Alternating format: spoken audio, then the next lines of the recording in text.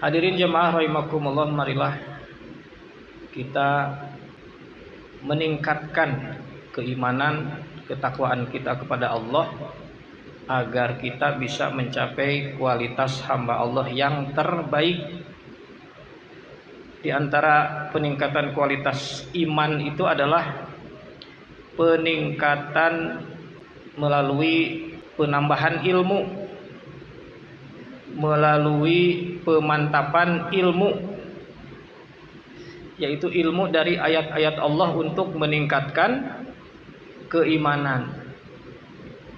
Punten hoyong ningkat teu iman, bapak-bapak, ibu-ibu, sadayana kedah urang ningkatkeun iman supados tiasa ningkatkeun takwa, ningkatkeun nilai akhlak perilaku di mata Allah Subhanahu wa taala, menjadi akhlak perilaku yang mulia dan unggul. Hadirin jamaah rahimakumullah, marilah kita mentadaburi pada kesempatan kali ini ayat-ayat Allah dalam rangka meningkatkan keimanan tadi. Pertama-tama ingin saya sampaikan bahwa Nabi Shallallahu Alaihi Wasallam menegaskan tentang pentingnya kita mengetahui apa yang akan terjadi di masa yang akan datang, yaitu satu tema penting dalam Al-Quran adalah tentang hari kiamat. Hari kiamat ini informasi penting. Kenapa dikatakan penting? Karena hari kiamat itu akan dialami oleh seluruh manusia. Kita semua akan mengalami yang namanya hari kiamat. Kenapa Al-Quran menyebut-nyebut tentang kiamat kepada manusia? Dari umat-umat terdahulu ini kiamat ini sudah disebut-sebut. Kenapa disebut-sebut? Karena seluruh manusia akan mengalami ini. Dari mulai manusia pertama sampai dengan manusia nanti terakhir, itu semua akan mengalami yang namanya hari kiamat. Makanya Al-Quran memberikan informasi ini.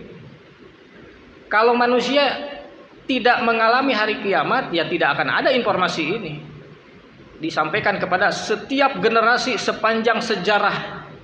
Karena manusia di sepanjang sejarah nanti pada saatnya akan mengalami kiamat. Makanya di bejaan heula dikasih tahu dulu. Tapi hadirin rahimakumullah, ada kesalahan persepsi sekarang tentang makna kiamat. Yang dipahami sekarang itu kebanyakan ketika kita berkata kiamat itu nu dibayangkeun naon? Yang terbayang adalah hari kehancuran alam semesta. Nah, ini ada penyimpangan persepsi kiamat. Pertama, karena makna kiamat itu sebenarnya bukan kehancuran. Makna kiamat itu dari qiyam. Qiyam itu artinya tegak berdiri atau bangkit. Jadi yang dimaksud dengan kiamat, yaumal qiyamah, itu adalah hari kebangkitan kembali manusia setelah kematian. Itulah mengapa Al-Quran itu mengatakan, memberikan peringatan manusia akan mengalami hari kiamat ini, hari kebangkitan ini, begitu. Dalam Al-Quran ada surat yang namanya surat Qiyamah. La uqsimu biyaumil qiyamah wa la uqsimu binafsil lawamah. Kalau diperhatikan surat Qiyamah itu tidak berbicara tentang kehancuran alam. Surat Qiyamah itu berbicara tentang bahwa manusia akan dibangkitkan kembali, disusun ulang nanti susunan organ-organ tubuhnya menjadi makhluk yang baru. Itu yang dimaksud dengan makna qiyamah secara bahasa dan juga makna qiyamah secara dalil nakli di dalam surat Al-Qiyamah. Makanya akan dialami oleh seluruh manusia. Kemudian Nabi bersabda di dalam satu keterangan, apabila kita ingin mengetahui seperti apa situasi kondisi hari kiamat atau hari kebangkitan itu, maka kita bisa melihat 3 surat sebagai informasi memberikan informasi gambaran tentang kiamah itu seperti apa. Jadi sudah bisa kita bayangkan seperti apa nanti keadaannya. Surat itu adalah surat At-Takwir, surat Al-Infitor, dan surat Al-Insyiqaq. 3 surat ini kata Nabi memberi gambaran konkret tentang seperti apa gambaran bumi ini ya, ketika manusia nanti dibangkitkan. Mari kita lihat di dalam surat At-Takwir sebagaimana yang direkomendasikan oleh Nabi Muhammad Shallallahu Alaihi Wasallam, supaya kita tahu nanti akan ada apa, seperti apa nanti realitas bumi ini ke depan. A'udzubillahi minasyaitonirrajim. Bismillahirrahmanirrahim. Idza samsu kuwirat. Yang pertama adalah idza samsu kuwirat. Ketika nanti kita dibangkitkan di bumi ini, mata kita akan melihat satu pemandangan. Pemandangan yang dilihat itu di sini dikatakan ketika matahari diselubungi.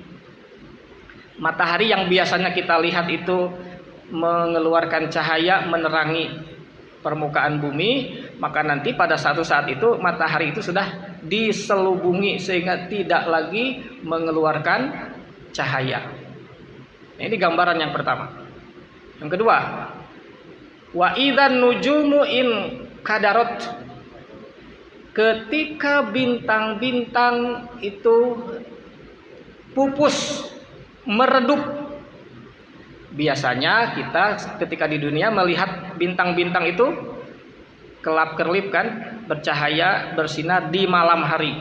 Tapi nanti yang kita lihat di atas sana di langit itu, matahari itu dipadamkan, tertutup, berarti permukaan langit kelam, gelap. Tapi juga tidak ada bintang. Wa idzan nujumu in kadarot.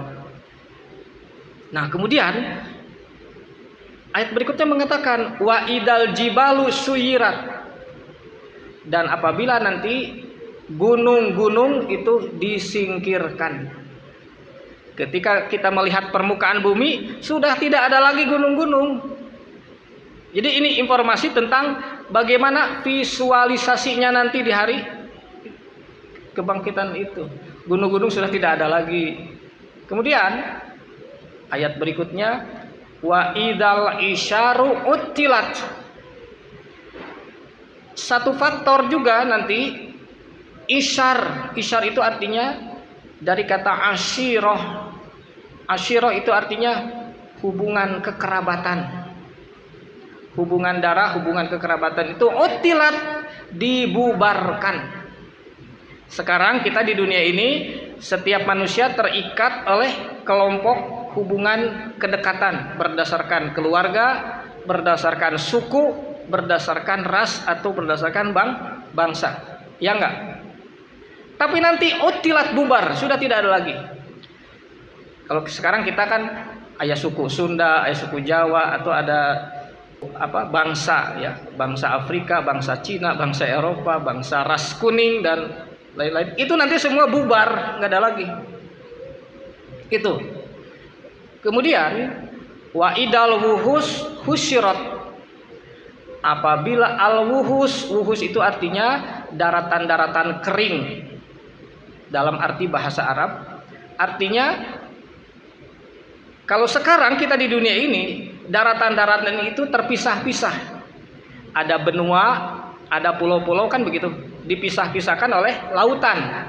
Nah, nanti pada saatnya itu husyirat, artinya disatu padukan. Semua daratan itu sudah berhimpun menjadi satu. Maka tidak ada lagi nanti pembatasan darat dan laut. Ngahiji engke kabeh. Begitu. Kemudian laut bagaimana? Wa idal biharu sujirat. Dan apabila lautan nanti sudah diluapkan, air laut sudah tidak ada lagi. Ya, kebayang nggak? Sudah harus bisa dibayangkan karena ini adalah bayangan visualisasi nanti ke depan. Maka itulah yang disebut dengan padang mahsyar. Jadi bumi ini nanti akan menjadi padang mahsyar. Padang artinya tempat yang rata, ya. Karena semua nanti sudah diratakan oleh Allah. Daratan sudah bersatu, lautan sudah tidak ada lagi, sudah diluapkan oleh Allah, airnya entah kemana. Kemudian ayat berikutnya mengatakan wa idzan nufus zuwijat, apabila setiap diri manusia dikelompokkan. Nah, nanti manusia itu yang sudah dibangkitkan itu ikatan kekerabatan lama bubar, sudah tidak ada lagi. Ikatan kelompok baru nanti dibikin oleh Allah. Jadi nanti manusia itu akan dibentuk menjadi kelompok baru, ikatan yang baru. Sudah bubar ikatan kesukuan, ikatan kebangsaan, ikatan organisasi, ikatan apapun itu dibubar. Yang ada nanti kelompok baru. Kelompok baru apa? Dalam surat wa kuntum azwajan salasah. Jadi kalian itu nanti akan menjadi 3 kelompok manusia. Kita ini nanti akan dibagi oleh Allah menjadi 3 kelompok saja. Kelompok lama bubar, kelompok baru nanti dibentuk. Apa saja itu? Ashabul yamin, ashabus simal, dan as-sabiqun as-sabiqun, ya. Sebagaimana informasi dari surat apa itu? Waqiah, ya. Di dalam surat Waqiah itu informasi lengkap tentang pembagian 3 kelompok nanti di padang mahsyar. Jadi kelompok pertama disebut ashabul yamin, golongan kanan. Siapa golongan kanan? Orang-orang yang ketika di dunia dia membangun dirinya, ya, membangun perilakunya dengan ibadah mengikuti ketentuan Allah. Ada ashabul yamin, ashabus simal, golongan kiri itu golongan orang-orang yang tidak mau mengikuti panggilan Allah. Jadi hari-hari, ya, mengabaikan apa yang Allah perintahkan, mengabaikan seruan Allah dan Rasulnya. Itu ashabus simal. Dan nanti ada satu golongan lagi disebut dengan as-sabiqun as-sabiqun, golongan orang yang takwa, golongan para juara. Jadi dalam aspek ketakwaannya mantap itu. Hanya 3 golongan. Yuk kita tanya diri kita sekarang, nanti kita masuk di golongan mana? Nah, maka siapkan sekarang untuk masuk kepada salah satu golongan terbaik, kalau bisa as-sabiqun as-sabiqun, gitu. Itu nanti ke depan. Wa idzan nufusu zuwijat. Kemudian wa idal mau'udatu su'ilat. Ada satu golongan di situ yang disebut dengan golongan mau'udah. Mau'udah ini bentuk katanya adalah isim maf'ul, artinya kata penderita, yang berarti golongan yang mendapat beban. Golongan yang memikul beban ini akan diminta pertanggungjawaban. Siapa golongan yang memikul beban ini? Itu golongan kiri tadi, golongan yang tidak mau memenuhi panggilan Tuhannya, maka dia akan mendapat beban. Beban apa? Beban dosa, karena tidak mau bersyukur. Eta beban teh. Ya, dia menerima nikmat Allah di dunia ini, tetapi panggilan Allah untuk mengikuti petunjuknya tidak diikuti. Itulah maka dia akan menjadi punya utang nanti di hadapan Allah di akhirat nanti. Itulah bebannya. Jangan sampai kita menjadi golongan al-mau'udah, golongan yang punya beban utang kepada Allah. Ari nikmat Allah kurang ditampi, tapi ari ajaran Allah, petunjuknya kita abaikan. Oke, jadi hutang, jadi beban. Ini nanti akan diminta pertanggungjawaban. Bi ayyi dzanbin kutilat, atas dosa apa dia jadi celaka. Jadi celakanya itu karena mereka mengabaikan perintah Allah. Nah, kemudian jadi tadi manusia sudah dikelompokkan jadi seberapa? 3 golongan atau 3 kelompok. Kemudian selanjutnya wa idzas suhuf nusirat. Nah, kemudian ketika suhuf nusirat, suhuf itu artinya lembaran-lembaran, bakal dibuka, bakal disebarluaskan oleh Allah dan para malaikat lembaran-lembaran. Naon eta eusina lembaran teh? Berisi apa yang sudah kita perbuat, apa yang sudah kita amalkan. Jadi as-suhuf akan ada lembaran-lembaran yang kita terima nanti, isinya surat keputusan Allah. Kemudian setelah manusia masing-masing mendapat surat keputusan, wa idas sama'u kusyitot, apabila langit nanti disingkapkan. Nanti pada saatnya langit akan disingkap. Sekarang langit masih menjadi lapisan pelindung permukaan bumi yang disebut dengan atmosfer. Ada berapa lapis itu?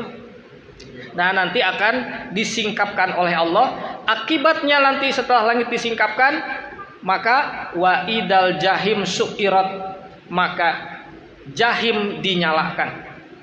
Bumi ini nanti akan menjadi jahim. Jadi langit itu asalnya memberi pelindung sehingga memberikan stabilisator hawa udara di atas permukaan bumi ini. Kalau langitnya sudah disingkapkan, maka hawa bumi ini sudah tidak stabil lagi, sudah tidak sejuk lagi. Maka bumi akan menjadi berhawa panas. Maka itulah yang disebut dengan jahim. Dalam bahasa Arab, jahim itu artinya al-makanus syadidul harri. Bumi ini menjadi tempat yang sangat panas. Kemudian setelah itu wa idal jannah uzlifat, apabila jannah didekatkan atau dihubungkan. Jadi nanti jannah atau surga ini didekatkan ke mana? Ke bumi ini. Berarti posisi surga di mana? Di luar bumi. Jadi surga itu bukan di bumi ini tapi di luar. Nanti akan didekatkan melalui yang disebut dengan apa? Pintu-pintu langit, ya. Abwabus sama. Gitu. Jadi kalau ada cerita katanya nanti ada jembatan Siratal Mustaqim, entah dari mana itu cerita, ya. Tapi kita mengambil ini informasi yang valid dari Al-Qur'an. Jadi jalur ke surga itu adalah pintu-pintu langit. Karena surga itu adalah nanti sistem langit dan bumi yang baru, yang besarannya sama dengan besaran sistem langit dan bumi ini, dan itu Allah akan kembali memberikan limpahan kenikmatan. Nah, orang-orang bertakwa akan diangkat nanti ke pintu-pintu langit. Orang-orang yang durhaka kepada Allah itu akan dibiarkan di bumi ini dalam kondisi bumi menjadi jahim tadi. Nah, itu. Kemudian ayat berikutnya amilat nafsun ma ahdorot, maka setiap diri sudah mengetahui apa yang sudah diperbuatnya. Jadi ini kesimpulannya adalah pada ayat ke-14 bahwa setiap diri kita di dunia ini kita sudah tahu nggak selama hidup kita apa yang sudah kita perbuat, apa yang sudah kita amalkan. Apakah kita membiarkan diri dalam kesalahan-kesalahan atau kita melakukan perbaikan-perbaikan, ya, untuk lebih mendekatkan diri kepada Allah, untuk mengurangi tingkat kesalahan, tingkat dosa kita, ya, atau kita membiarkan diri di dalam keadaan berdosa dengan segala kesalahan yang kita lakukan. Nah, ini pada saatnya nanti di akhirat, di padang mahsyar itu, setiap diri manusia sudah mengetahui apa yang telah dia perbuat selama dia hidup di dunia, dan dia hanya akan menerima satu keputusan saja dari Allah, apakah menjadi penghuni jahim ataukah menjadi penduduk jannah. Barangkali itu sebagai informasi tambahan, mudah-mudahan menjadi tambahan ilmu bagi kita untuk meningkatkan keimanan kita, ketakwaan kita. Itulah realitas padang mahsyar yang sudah diperlihatkan di dalam Al-Quran, sebagaimana rekomendasi dari Nabi Muhammad. Baca surat Takwir, surat Infitor, surat Insyikok untuk melihat seperti apa nanti realitas ketika kita menyaksikan. Nah, mudah-mudahan bisa menjadi meningkatkan, ya, rasa takut kita untuk berbuat salah, ya, dan juga bisa lebih mendekatkan kita kepada Allah Subhanahu wa taala dan meningkatkan kualitas ibadah kita. Amin ya Allah ya rabbal alamin. Semoga bermanfaat. Walhamdulillahirabbil alamin. Wabillahi taufik wal hidayah. Assalamualaikum warahmatullahi wabarakatuh. Waalaikumsalam warahmatullahi wabarakatuh.